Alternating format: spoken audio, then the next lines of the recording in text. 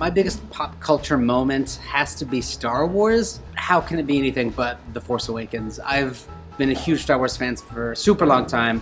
I've read a bunch of the extended universe books, I've read the comic books, I've played video games, and I genuinely thought that this movie would never exist. I never thought in a million years that Disney would acquire the rights to produce a huge, big, blockbuster movie, let alone one directed by J.J. Abrams, so that's gotta be it. I love games, but good God, The Force Awakens. Let's ignore the fact that this is Lucasfilm's chance to actually redeem themselves after what they did with the prequel trilogy. What psychs me the most and what makes this the biggest moment for me is the fact that I'm actually, for the first time in 32 years, going to be able to catch back up with this mythology and with these characters that just captured me and really hooked me and quite frankly kicked off fandom for me. So because of all of those reasons, for me, the release of Star Wars: The Force Awakens is clearly the biggest moment of 2015. My biggest pop culture moment for 2015 is Game of Thrones.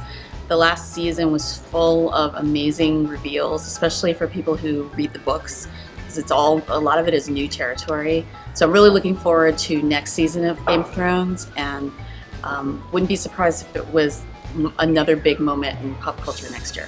My favorite pop culture moment this year was seeing Mad Max Fury Road in theaters. It was just non-stop action and probably the most pure fun that I had at the movies in years. The idea that a franchise nobody asked for anymore from a 70-year-old guy blew me away. It did everything we wanted and then some. The fact that George Miller used pretty much practical effects for all of it is just stupendous. I mean, if you watch any of the behind-the-scenes stuff, it is absolutely amazing. So I'm really looking forward to what he's going to do next. Hopefully it's not Happy Feet and more Mad Max.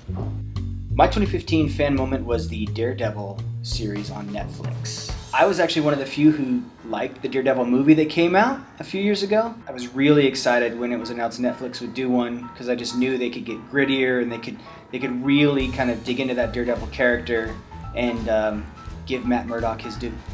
My favorite pop culture moment of 2015 is when we said hello again to Adele with her album 25.